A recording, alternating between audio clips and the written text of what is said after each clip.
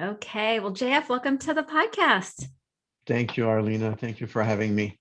Of course, I'm so excited to talk to you. I'm holding in my hot little hands a book called Addicted to the Monkey Mind, Change the Programming That Sabotages Your Life. Mhm. Amazing. No, I'm obsessed with all things rewiring, reprogramming, neuroscience, behavior change, all that stuff. I'm obsessed. So super excited to get your book. And I have all kinds of questions to ask you. Everything from, beliefs to managing emotions, maybe as opposed to denying or suppressing them, and Mhm. then questions about some of the solutions that you provide. And you're located in Hawaii. Are you currently at the exclusive Hawaii? We are, yes, in beautiful paradise of Hawaii. Somebody's got to tough it out. Someone's got to do it. You're on the Big Island, yeah? Yeah, it's beautiful. Our center is on the Hamakua coast, which is the northeast side, and we're in an area that's a banana belt, so there's a lot of sun and rain. So it's a beautiful combo. We have so many rainbows. It's just gorgeous.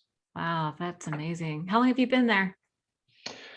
Well, I've been in Hawaii since '83, but just kind of on and off because I've lived on the mainland. And but we've had the center now going for 10 years. Excellent. And it's called the Exclusive Hawaii. It's a 30-day residential holistic treatment facility. Yes. And really, we do something called experiential engagement therapy, which is our own trademark and our own methodology. Experiential. Man, it's all about the experience, right? Experience is Hmm. evidence. Absolutely. Yeah, I love Absolutely. that. And I'll ask you more about that. So typically what I've been doing lately is starting off with like this lightning round of questions. And I don't know if you remember James Lipton inside the actor's studio. He used to kind of, Mm-hmm. yeah, you and I Yeah. are close in the same age. So thank God you know what I'm talking about. All right. So I'm going to ask you these lightning round questions. Do you have a favorite recovery book? Well, I'm biased. Of course, I would say mine. I was waiting for that.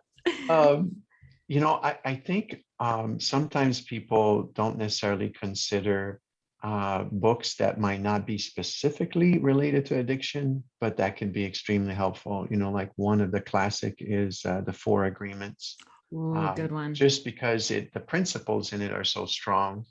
Um, in terms of in the addiction field, I of course I think I highly recommend In the Helms of a Hungry Ghost by Gabor Mate, just because he makes it very relatable and really talks about the real experiences that he's had.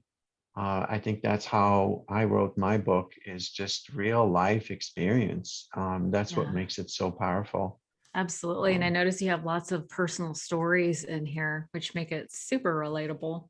mhm, I mhm, love that. Yeah, the yeah, four agreements are so good. Do you remember what they are off the top of your head? I know it's like no assumptions, be impeccable with your quote your word, words, do um, your best. do your best, and boy, I'm forgetting now. See, it's been so Mm, long since I even looked at it. me too. It is a really good book though. We'll remember it later. Yeah, But the be a four good refresher. agreements. Yeah. Yeah, the four agreements. I'll put that in the show notes, as well as In the Realm of Hungry Ghosts. Yeah, Gabor Mate has done some amazing work. It's so interesting. He talks about um, people that are adopted, people with ADHD, how they are prone to addiction. Those are just a couple of groups, people who've experienced abuse. Um, and I love the title, In the Realm of Hungry Ghosts. It's like the ghosts of our past that need to be addressed and maybe exorcised. Is that the right word? Mhm. little, little exorcism of the ghosts. One more thing I can think of is I don't know if you've seen Johan Hari. He has a couple TED Talks, and one is called "Everything You Think You Know About Addiction Is Wrong." That's a Yes, fantastic, to help people shift their perception about addiction. that was actually mind blowing. And Hmm. he's not an addict. Does he have a family member that's an addict or something? He does. I think it was his brother, His and he's a brother. journalist, so he's been doing a lot of research worldwide about this. Right. Yeah. Excellent TED Talk. I'll leave a link to it in the show notes as well. Mm-hmm. Okay. What about, do you have a favorite mantra or quote that you live by? My favorite quote of all time is by Byron Katie. I don't know if you're familiar with her work. I love her. She's another one that actually I would recommend to read. Loving Oh, What Is her first one. My favorite is she has a book called A Thousand Names for Joy. It's just a beautiful, beautiful book. But my favorite quote from her, she says, "I love my thoughts, but I'm never tempted to believe them." I'm never tempted to believe him. Yeah, I mean, her work, I think in her 4 questions, it's like, you know, questioning our thoughts, right? We think we don't, nobody really takes the time to question your thought. Is it true? How do you know that it's true? Who would you Yeah. be without that thought? Hmm. I actually have a worksheet that that I give out to people. Do you know that she has an app called The Work where you can just go through it on an app? Yeah. Yeah, it's Yeah. amazing, right? Yeah. It's so wonderful. And most people, I think, when we struggle with an addiction, we don't realize that we're infused thinking, that Mm-hmm. we over identify with our thoughts, and there's not much room, for us to experience anything else but what that mindset is telling us. So those practices are so, so important to be able to leave space and detach from that fused thinking. I love that. I love my thoughts, never tempted to believe them. What if it's a good thought? Can we believe those? As long as you basically stay aware of them and you're at choice with them, then it's wonderful. And it's wonderful. Yay. I love that quote. Thank you for bringing that up. Um, Hmm. okay, what about, do you have a regular self care practice? I do, and it is so awesome. So I have several. My first one is I do a circular breath that I do 3 times a day, anywhere from 15 minutes to a half hour.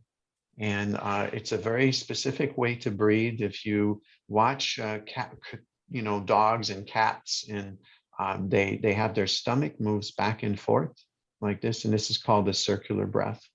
And we can teach ourselves to breathe this way. And if you visualize a balloon that would go from your belly button to your chest, and you fill up the balloon with air through your nostril, and you release it also through your nostril. And as soon as it's full, you just release it. And as soon as it's empty, you fill it back up.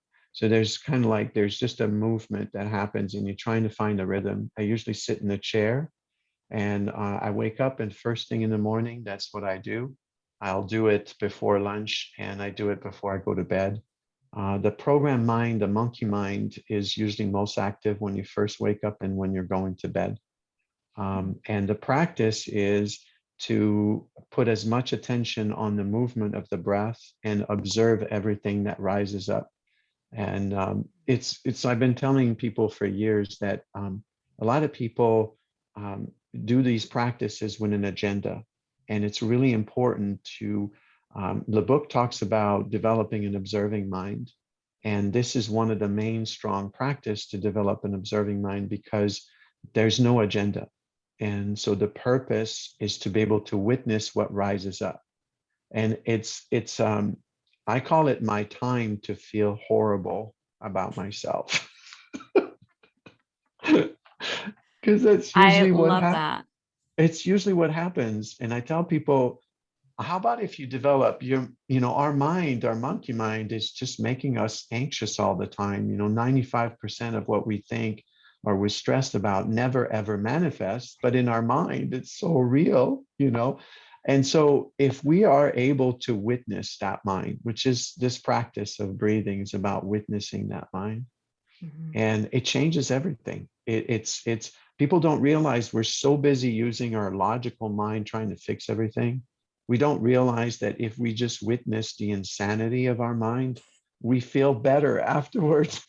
you know Yeah, And I I tell love. people, just watch for the practice time. You'll feel, a lot of tension and all kinds of things, but right afterwards, you feel so much relief. Mm. It's a given. That's really interesting. I've been really in tune with this idea that first we have to acknowledge and validate the negative feelings before we can move on to the positive feelings. And I like the idea of allotting a time to feel horrible, because Yeah. it's unrealistic to think that we're going to feel great all of the time.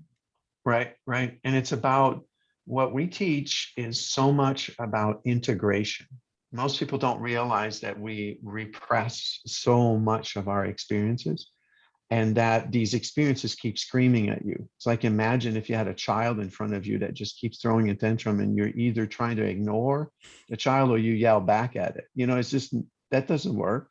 They just need to be seen. They need to be, and the same is true about, I teach something called the language of the nervous system, and we can talk a little more about that. But it's really life transforming to be able to understand that there's a different language beside the analytical mind, and it's the language of the heart, it's the language of the body, and all the emotions that exist in the body.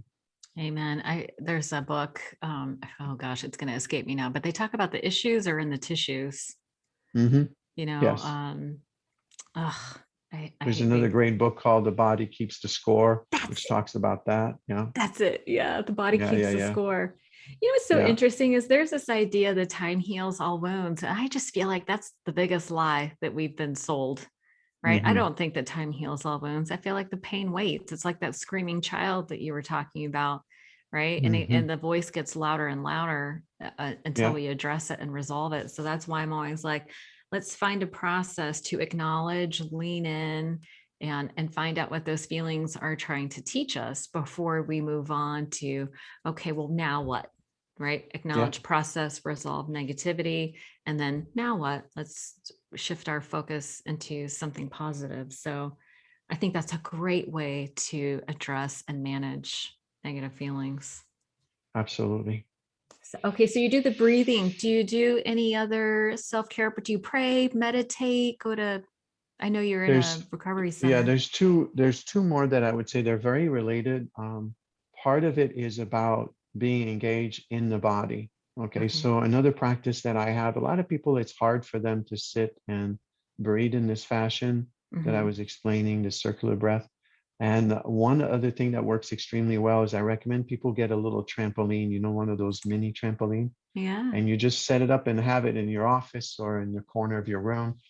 And when you start being reactive, when you notice that you just pause and just go to that trampoline and set a timer. It's extremely important. You set a timer for like 15 minutes, and you gently bounce on the trampoline. And your only focus is to feel your body.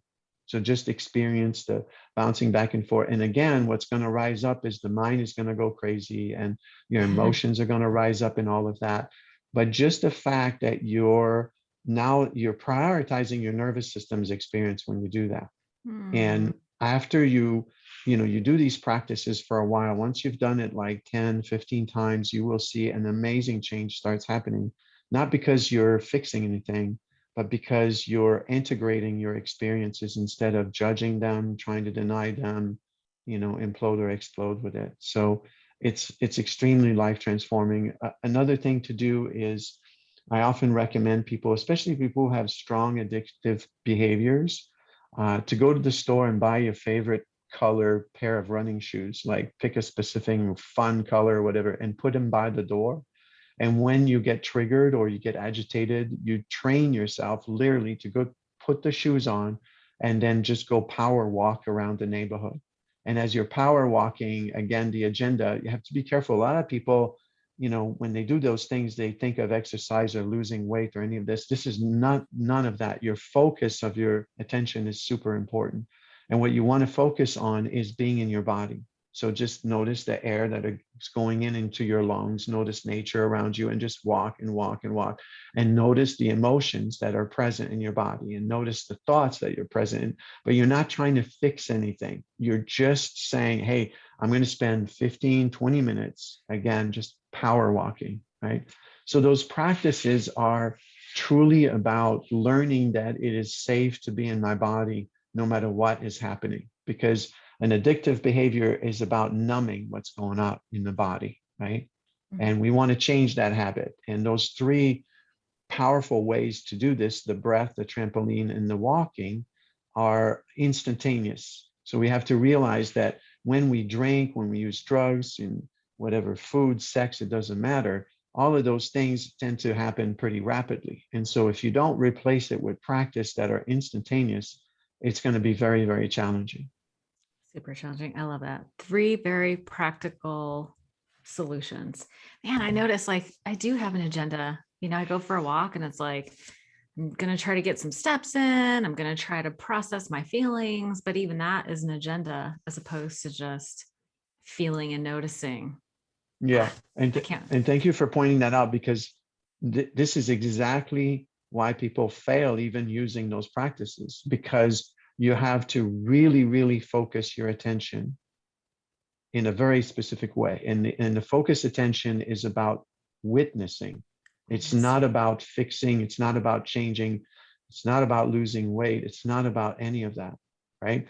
And this witnessing is not as hard as we make it up to be. It's just because we're not used to doing it. But as soon as you train yourself to do it, it changes everything. Like, for example, I noticed for a while, many years ago, I used to go biking a lot, right? I mountain bike, and I love it.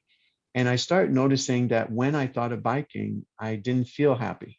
And I was like, why is that? And I started realizing that I had a lot of agenda. I wanted to be fit. I was getting older, and I just, all of this, and I was putting pressure that I'm not even aware I was doing. And so I changed my mindset to two simple focus when I go biking. One is to have air in my lungs, and the other is to enjoy nature around me. So it's so rapid. How fast do you think when I get on my bike, those two things happen immediately? So it's not like something in the future I have to get to. Getting fit, it's something that might happen later, but it's not happening right now, So I noticed that after about 20 times of focusing that direct attention to airing my lungs and enjoying nature, that then it was like, as soon as I thought about going biking, my whole body lit up with joy. And so we don't realize that we can train, our nervous system by giving it an experience that fulfills immediate joy in this moment.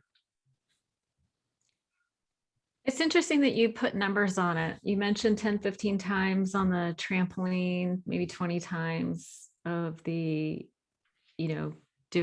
going outside and filling your lungs with air and noticing nature. It takes 20 times. We're talking about retraining the nervous system. I didn't realize it took that many times, but it's not to say that you don't get any benefit until the 20th time. But you're saying once you start practicing, like something else kicks in? Yes. So the principle, this is based on what's called experience-dependent neuroplasticity. Ooh. So what it means is neuroplasticity means the way my brain and the pattern of thought fires in my brain. Experience-dependent means that those neural pathways depend on experiences.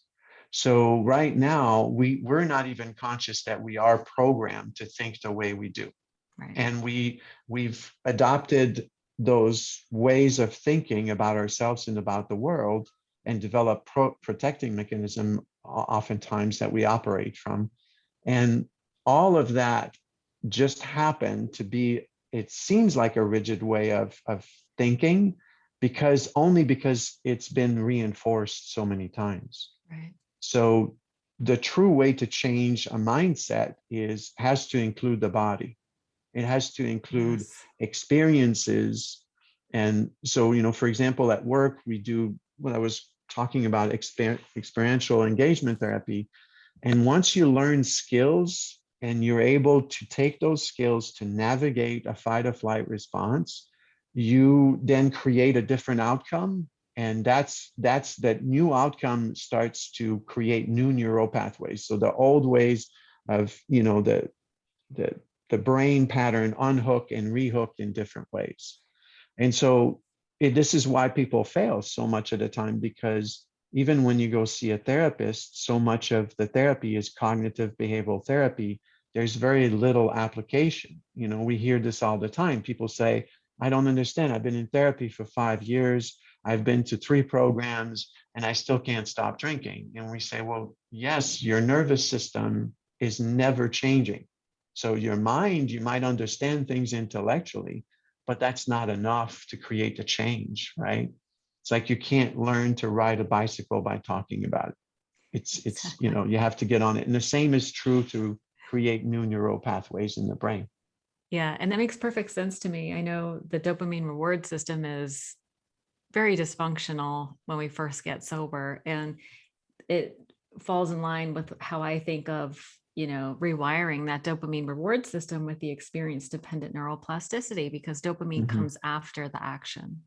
Mm-hmm. So that makes total sense to me. I love that. I love all the chemistry stuff. I like the neuroscience because, you know, I like it so much. It's because it's not personal.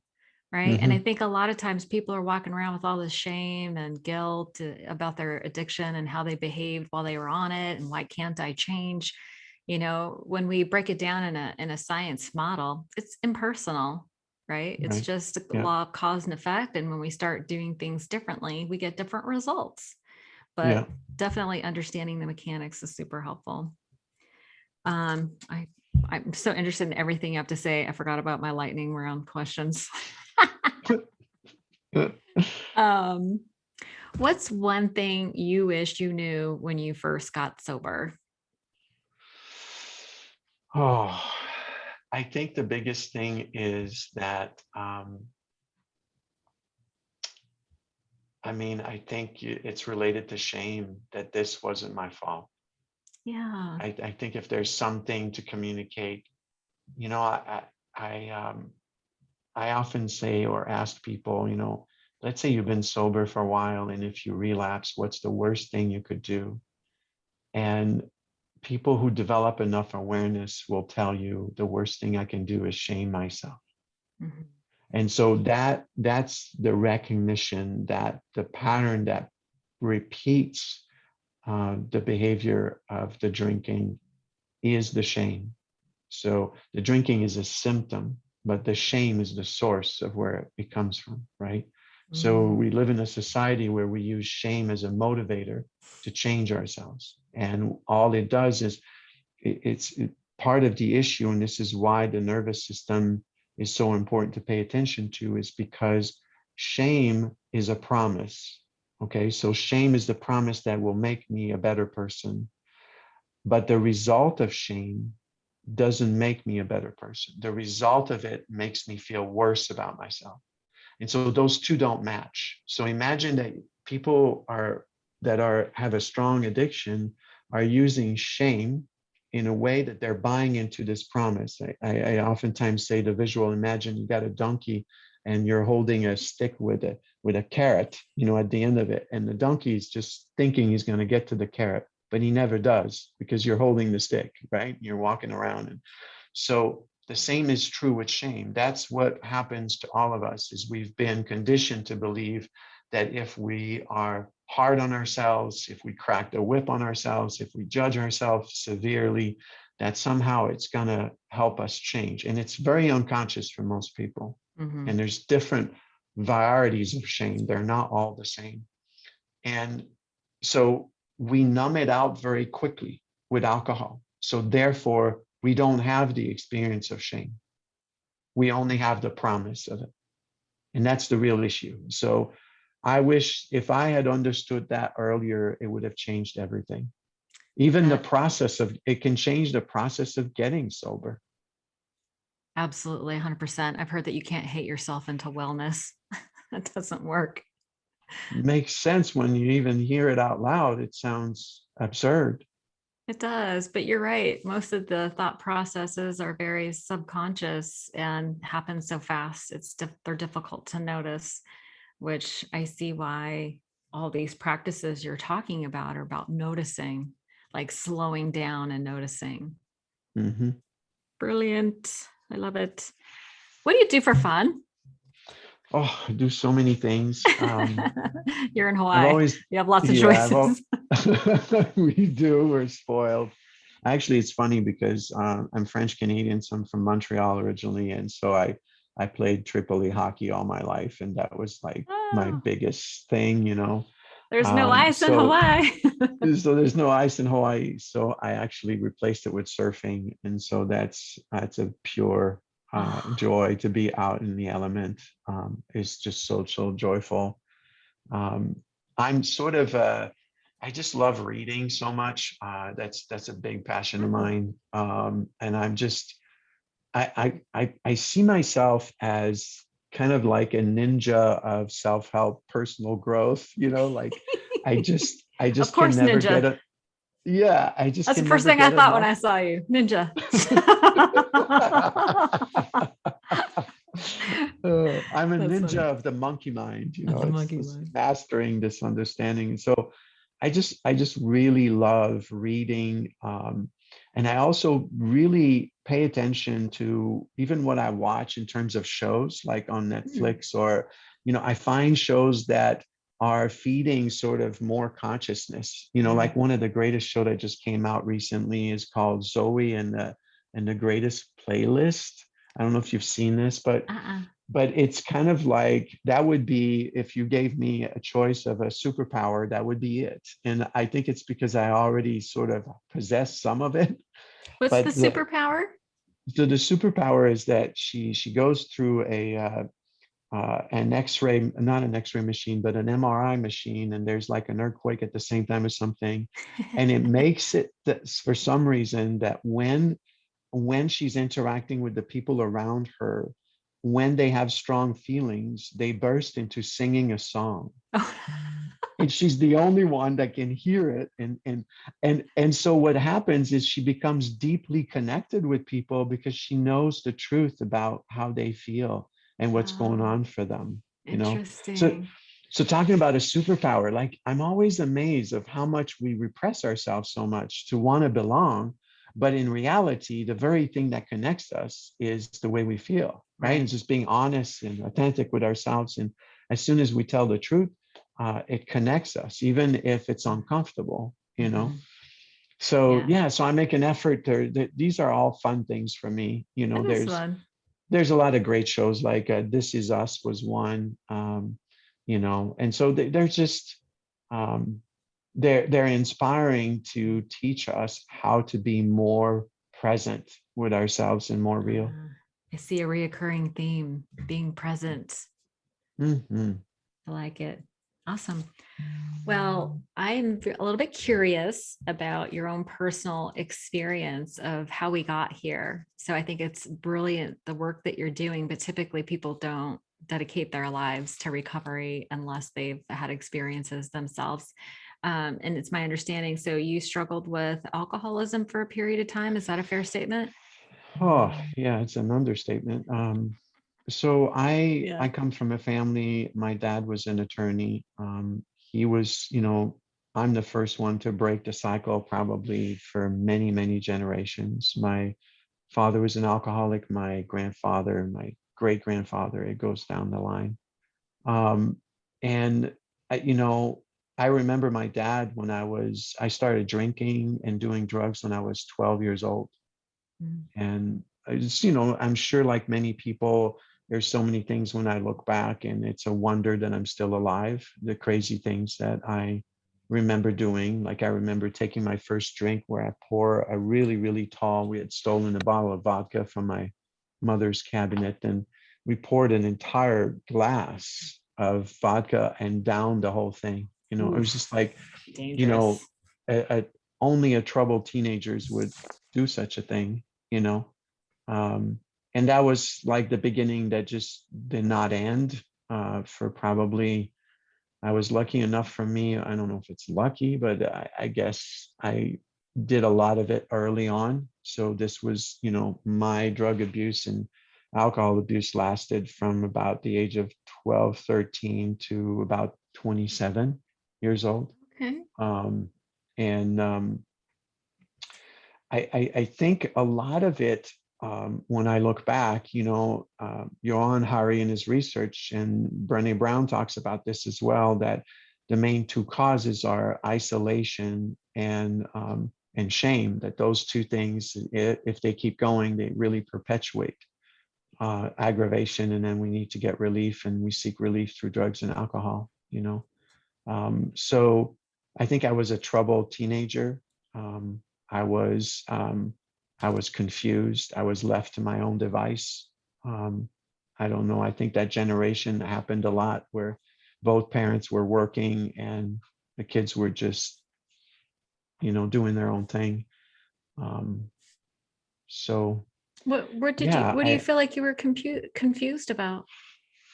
well, like when I look back at my own programming and the things that happen, I think a lot of us don't realize, when you're at school and you're bullied, or you feel like you don't fit in, and on all these level, everybody would have a story to that level of not fitting in or being rejected. And it started, I was always the type of person who wanted to help others. And an example of that is I used to help my friends, my male friends that I was really close with. They would come to me and cry and tell me that that their parents were going through a divorce or something like that. And then afterwards, that's when we were one-on-one. But afterwards, when we would go back in a group setting, they would, as a group, make fun of me and call me the sensitive one, and they would have all these jokes and they would put me down. But then they would come back later. And when they had a hardship again, they'd come back and open up to me as long as we were one-on-one. And most of my friends did that with me. And so, I ran with a lot of stories of shame that there was something wrong with me, that somehow, and I was very confused, right? I was just like, what is this? Mm. So I think there's a combination of things that happen to us on all levels that messes up with our psyche, and especially messes up with our sense of self-worth. And, it cracks me up that today most of us think that because we're in an adult body, that we're a mature adult. Well, that's an illusion. Lies, lies. And if we can only understand that we are multifaceted people, and we have certain parts that have been hurt, parts of ourselves. And if we can understand that we need to attend to those parts. And Mhm. yes, we do have an adult self that's super smart and functions really well, but we carry those hurt parts, and we carry the parts of ourselves that trying to cope with all that. And we need to attend to that, and once we do, addiction is not so bad. We don't struggle so much. Right. So I feel like I've got to know myself so well that I know when those old beliefs starts to flare up. And that's, I tell people, it's always amazing to me that people think in terms of recovery as a fix it. And I said, so if you can fix something, it would be like you take your car to the mechanic and you fix your carburetor and you're good to go. you know and they don't realize that unconsciously they think that way. Just fix the drinking, just stop drinking. And I say to them, well, that would be like going to some therapist and the therapist telling you that you'll never have a negative thought ever again. Like, would you ever believe that? It's like, no, the negative thinking is what makes you drink. So, it's not possible to fix that, but it's possible to integrate it. And it's possible to get so good at it that it doesn't take a hold of you anymore and it doesn't drive your bus. That's the key. So recovery to me is about the art of shifting the mindset I'm stuck in. That's the key. And that's why the book is called Addicted to the Monkey Mind, because that's the real addiction. The real addiction is to the mindset we're stuck in. And we don't even realize that Don't that's even the real realize. issue. Yeah, it's never about the drinking. It's about all the things that compel the compulsive behavior. So you got sober really young, relatively speaking, at 27. Was there something that happened? Did you have like a moment of clarity? Did you bottom out? I mean, I had a period of time where I wanted to quit and couldn't. Did you kind of go through that Oh yeah. wrestling Oh period? yeah. So I struggle, especially I would say like from 21 to 25. Oh my gosh. I just, you know how many times you wake up every single morning, you're hungover and you say, I'll never do this again. Hits Uh-huh. 5 o'clock and right back at it. I had a Yeah, 4-year period that was horrendous. It was brutal. Um, warriors. yeah. And I would say, some of the I would say the biggest thing is that I had mentors. And that those mentors were able to I would say hold space in a way that I couldn't hold space for myself, right? It's just like non-judgmental, um, being able to guide me through understanding what was the root cause of it, you know? And that started like really, really strong at about 25 and I worked at it. And then I got engaged so much on that path that's what made the difference. Where did you find these mentors? Well, it was interesting because for some reason at an early age, like I did my first seminar when I was 15 years old. A seminar And on what? yeah, it was called Relationship. It was led by a guy named Robert Hargrove. He's still doing some work related to that. He's in Massachusetts.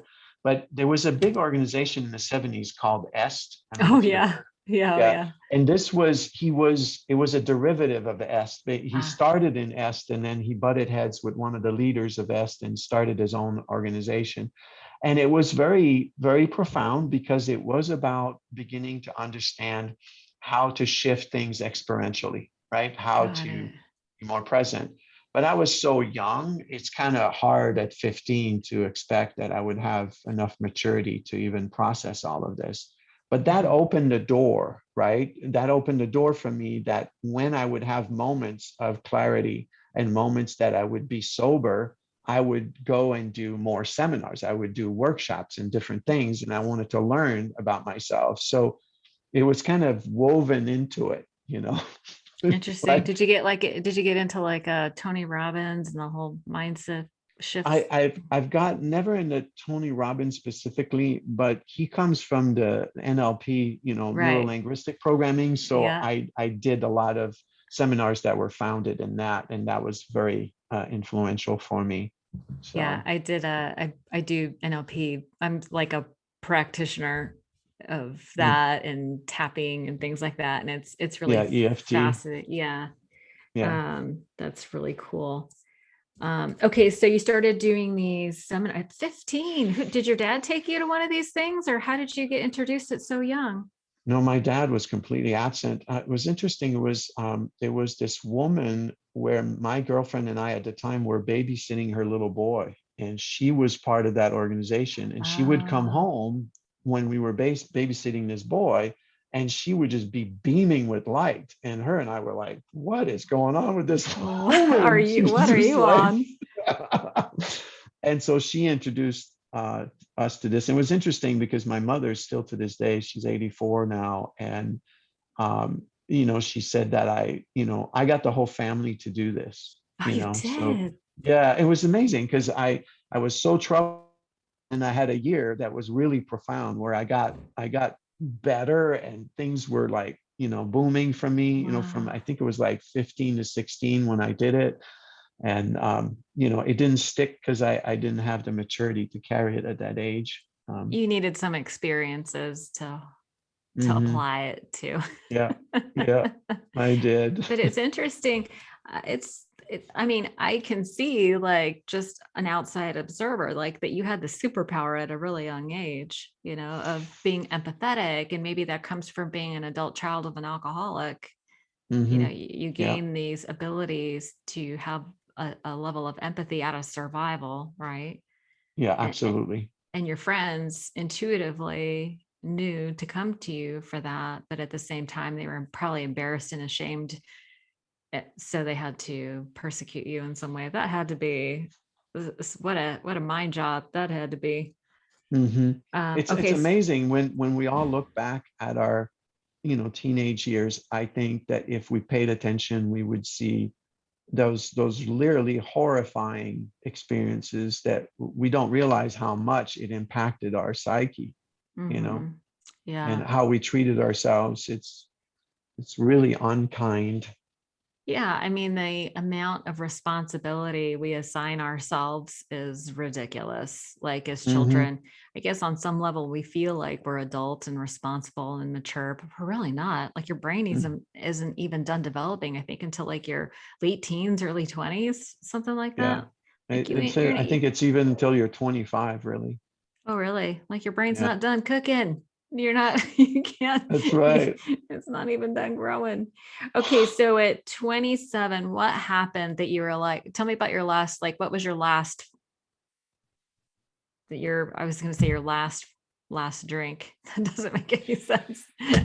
Your last day one. What was that like?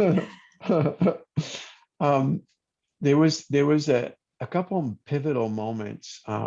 One of them was the series of bad relationships that I kept being Mm, in, and so that started to bring me the awareness of how I was thinking of myself, and mhm. so I had a big awakening around that alone. That was, a clincher for me to just realize it's kind of like the experience of witnessing myself reliving the same thing over and over. It's like Groundhog Day, right? Yeah. And I think that every person that struggled in addiction can relate to that. It's Oh, like we're yeah. stuck in Groundhog Day and we don't realize that the very issue is that we're not loving ourselves. I It's know. just Isn't that it's that sad? simple. Oh, just got to go within. Stuck Yeah. in Groundhog Day. Ugh. Oh yeah. And so there was an enormous awareness that I was stuck in that pattern. Yeah. And that opened up a window of possibility of realizing, okay, so I'm the one who's really creating this. So for some reason, I was able to not have shame about it, but just kind of Mhm. like I was able to see it from all the work that I had done. It was just like it started clicking at an Yeah. experiential level, right? Mhm. And I remembered the way I stopped smoking is and it was a combination of that awareness and the pain, right? Mm. So I remember when I used to smoke, I woke up and my throat was hurting so bad, and I was coughing and all this. And the first thing I saw was a pack of Marlboro next to my desk. And I remember, and I saw the trash can, and my brain just looked cigarette trash. And I just grabbed the pack of cigarette and I crushed it in my hand with such intensity. And I just threw it in the garbage. And I could relate the pain in my throat to the action. And it was just like, yes, that I will never touch this ever again, you know? And so Wow. I think there is awareness that we can gain from the pain. And it's most people are so much in shame about the pain, they're not Mm. benefiting from the awareness of it. Oh, that's true. And Shame so, for having ye- pain. Yeah. yeah, I mean, think of it. The moment you learn to ride a bicycle is when you're falling off of it. Falling off of it is never comfortable. If you That ask sucks. people, right, who would like to scrape their knees? Well, nobody's going to sign up for that, right? But the truth is that when you lose your balance is when you're learning. The next time you Mm. get on the bike, you'll sense when you lose your balance and then you bring yourself back. Right. And there's no difference between our drinking problems or drug abuse. It's the same thing, but we're not paying attention to the pain. We're not integrating the pain, We're numbing so it.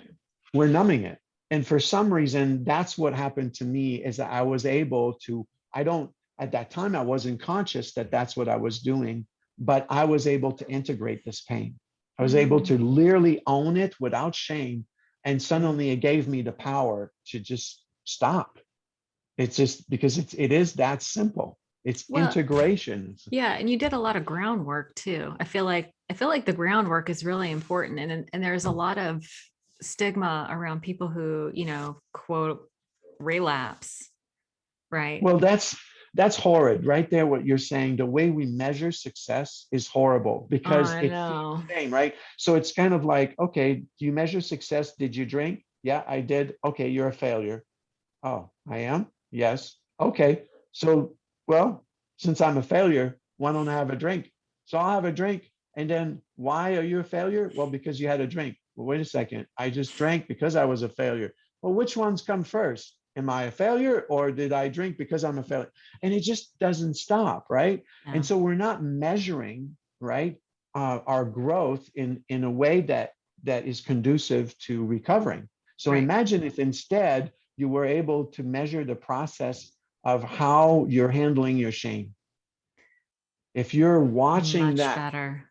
right? Because Much better. that you can measure that you're getting better, right? Yes. At, oh, I see. And as you're getting better, then you get relief from your Yeah. nervous system. You don't feel so anxious and so bad about yourself. And then eventually, what starts happening is the desire to drink looks absurd. Right. Yeah. Mhm. Yeah. Through the rewiring process.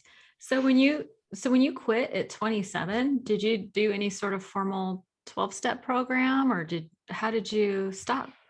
I I join I joined an organization called the Mankind Project. It's not related to drugs and alcohol, but it's totally related to growing ourselves as men. It's a nonprofit, Hmm. non-denominational organization. It's worldwide, and it changed because there's men's group and there was connection, and it's all about Mm, learning to be authentic and all that. So the support system was phenomenal. brilliant. I love it. It's still going? Oh yes, very strong. I've been in the Mankind Project for 24 years. Oh, I'm a certified leader, so I lead these trainings actually internationally. I go every year to Geneva, France, Belgium, Australia, New Zealand, in Hawaii, and all over the United States. It's wonderful. you're going to all the cool places. I know. How fun for Awesome. you. Yay. Living your best life. I love that. That's so cool.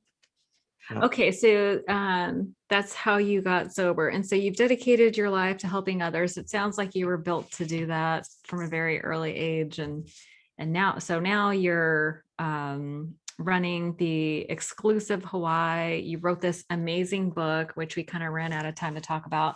But the couple of things that I highlighted in the book, so overcoming old beliefs, and you kind of talked about it already. So it sounds like a lot of awareness and self-care and sort of avoiding shame, all those kinds of practices. But I noticed, so in part 3, feelings as a guidance system, one of the things I noted is because you talk about, let feelings be your compass, turning anger around, turning sadness around, turning fear around. Like, and what came up for me was this idea about the difference between managing feelings and processing them versus denying or repressing.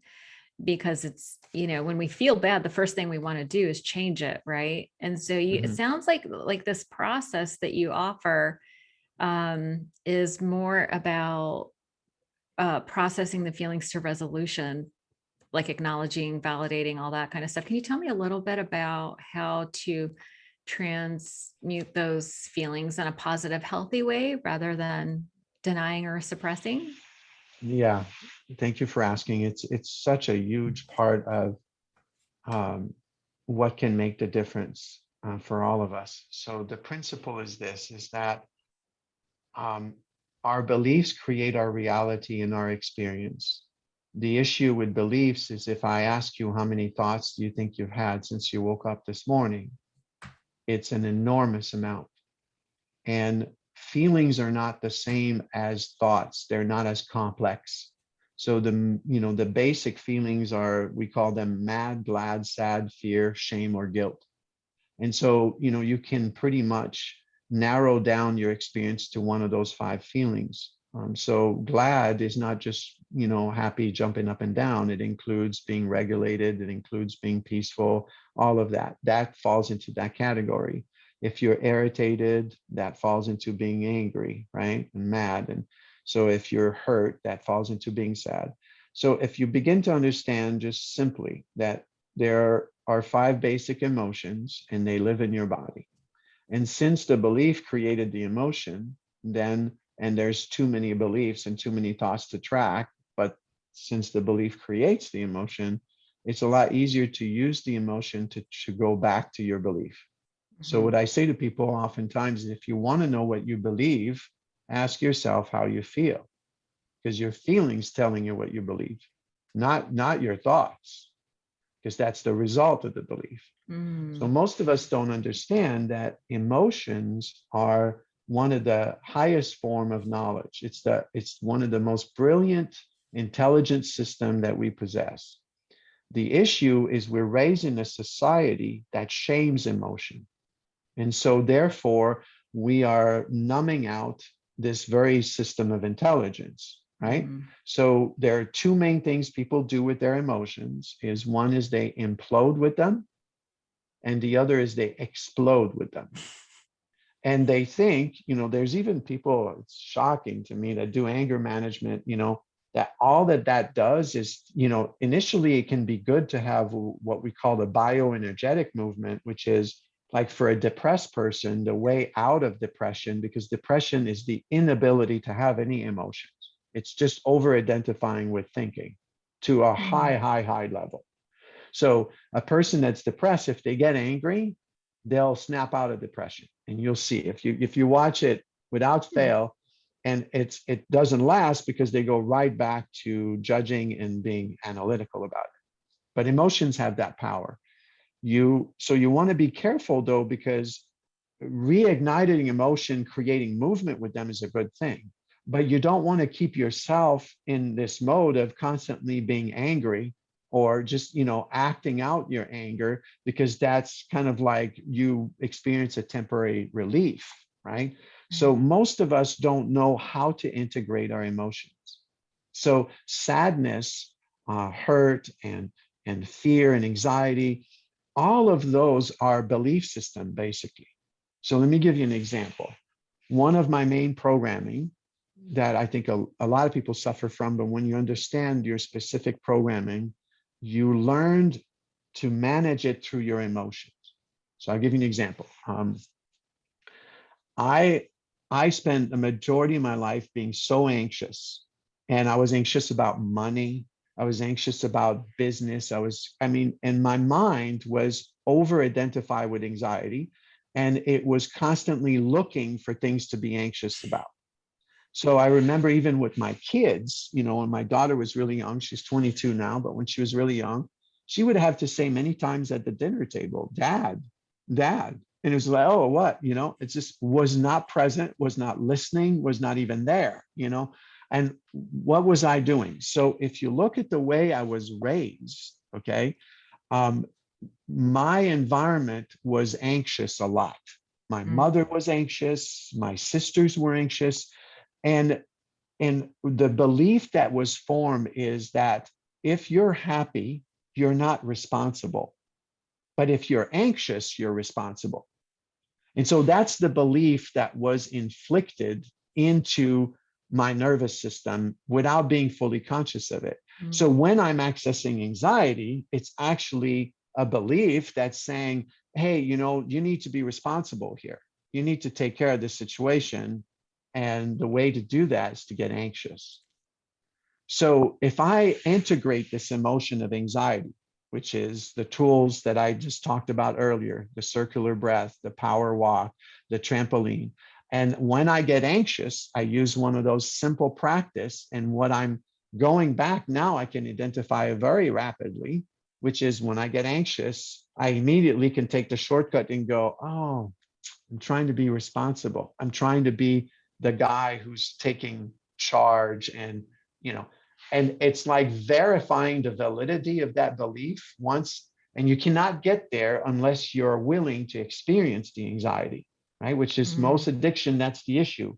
There's no experiencing of it because you're so afraid of the experience itself, you just numb it out immediately, you know?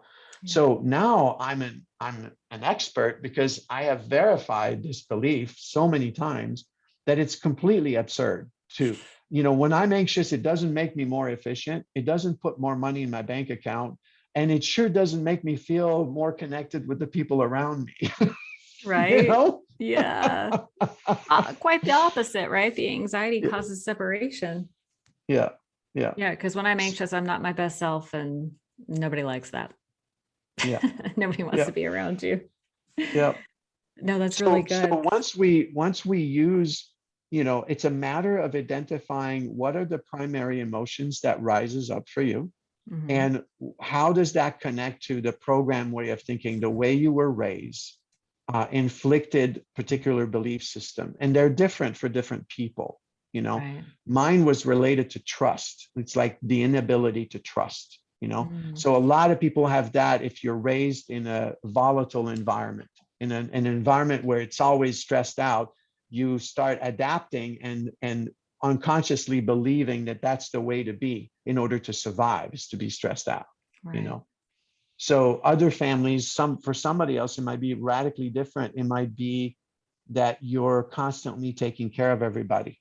So imagine, being raised in an environment like that, where then your nervous system tells you that if you're not taking care of somebody, that something's wrong, right? So that means a Right. lot of people who burn the candle at both ends and there's no room for them. That's that, you know?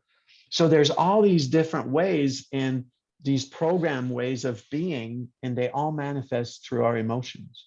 And so Right.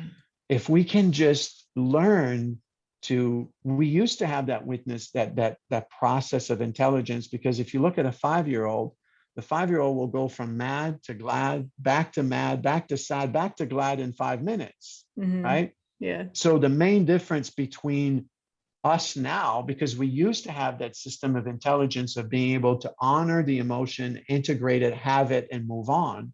But now we repress or explode with it, which keeps repeating the emotion. It doesn't heal it, it doesn't take care of it. And we only do that because we've been trained and programmed to judge them as bad.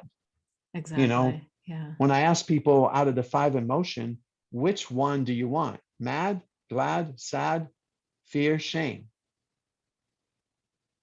Glad. That's right. And that's what everybody says. It's just like, that's the one I want. Well, it doesn't work that way. No. If you repress anger, do you get glad? No. No. No. And You don't. so we have to, Brené Brown did amazing research on this. And what she came out is she calls the people who are truly happy the wholehearted people. And she Hmm. said that the one ability that they have is they have a high capacity for discomfort. So what that means is that they honor all their emotion. They don't try to repress or deny any of them, and they don't explode with them. They know that that's part of life. Feeling hurt is important. Feeling Mhm. sad is important. Feeling angry is important. Feeling, anxious is important. And as long as you take full ownership to integrate it, they don't run your show. They don't, You end don't up become creating. dysfunctional. Right. They don't become dysfunctional. They're Yeah. integrated. They're integrated. That is so important. And I love how you frame all that. It's so important to understand the mechanics of how it all works. And I find it endlessly fascinating how these mechanisms develop, like the dysfunctions develop, like they develop for a reason, right? Out of Mhm. survival. So, and I love how you include different stories for different people so that people can identify in the stories and then see a way out, right? Yeah. It's Yeah. not just the problem that I'm interested in, but it's, the mechanics behind the why and then how to get out of it in a Yeah. healthy way, not by, not numbing, not denying or suppressing, but by processing. Yeah, and it's really important. I want to just mention this briefly that some books you can scan through them, and this is one book that makes it very difficult because it's you follow these two characters, right? You follow Kevin and Elizabeth, and from the beginning you get to know them. And at the beginning, they're just down for the count. They're just struggling with their addiction, And so it's really awesome because anybody Even, we hear this all the time, that people come to our center and they say, I wish my whole family could come here. I And the know. reason is because the real skills that you learn through the book are skills that we all need. You don't need to be suffering from an addiction for it, but it's amazing to have, a storyline that is so relatable. That's Yeah. what we've heard, and all the praise we've had. It's been a bestseller on Amazon now for a year and a half, and we're Yay. getting so many comments from people, and they're saying thank you for making it so relatable. And that was one of our main goal that we were able to achieve. Because that's how we learn. When we Right. can relate to something, then we can use it and apply it. Absolutely. Use and apply. That's the important part, is applying it. And yeah, I think when people realize that there's a way out of suffering, this is taught, coping skills, all this stuff is taught in the home or not. Right. And when it's not taught in the home, it seems like later on in life, if we are fortunate enough to discover it, it's like, oh my God, everybody needs to know this.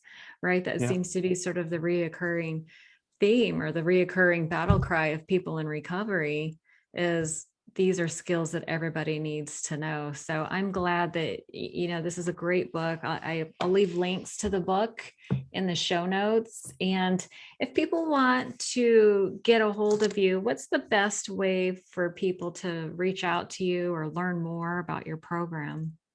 Thank you. There's a couple ways. The main website of our center is called The Exclusive Hawaii. So those three words spelled out, Mhm. theexclusivehawaii.com. Mhm. And my personal website is just JF Benoist. So J as in John, F as in Frank, BENOIST.com. And if people want to sign up on our list, because I do a lot of continuing education for therapists and experiential engagement therapy, I also do events for people who are struggling with addiction. And I also have some webinars and different things that I do. Because of COVID, it's been a little bit on a halt, but it's starting to happen again. And I collaborate also with other people. Um, the book is also available in many formats. So it's on Kindle, and there's also an audiobook. I recommend the audiobook personally. We've had Yeah. so many compliments on that because the book has a lot of dialogues and there's a lot of different characters that come to life. And it's really easy to just download it on your phone and be able to listen to it while you drive. So I highly recommend that. I love Audible. I have a subscription. I think I have about 120 books on my phone. Yeah, A little bit yeah, of a self-help junkie myself. yeah. Totally relate. It's been such a pleasure talking to you. Thank you so much for sharing your wisdom and your time with my listeners. I hope they reach out to you and engage with you some more. I love me a good newsletter and list. So don't be surprised if you see my name on your list. But Well, Arlena, thank you so much for having me, and thank you for the work that you're doing. I think that all of us can benefit so much from, ambassadors like yourself who are willing to talk about all of this and put out information and share it from the heart. So thank you for doing that. thank you so much. It's been a joy. I'm going to leave links to all your things. I hope everyone reaches out, and just thank you so much for your time and all the work that you do. Hope you have a great day. Beautiful. And as we say here, aloha. Aloha.